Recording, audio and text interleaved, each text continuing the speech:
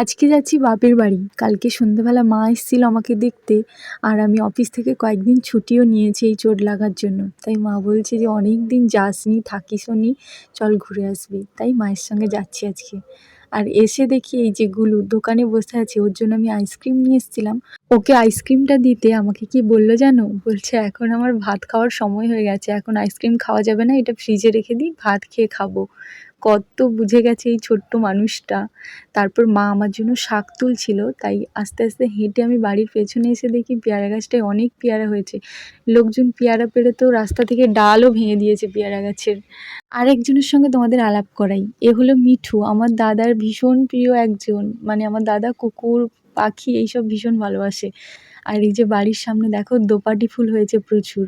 তারপর ওইদিকে তো বৌদি ড্রাগন গাছও লাগিয়েছে। এই বাগানটাতে আমি আগে ফুল চারা লাগাতাম, এখন বৌদি লাগায়।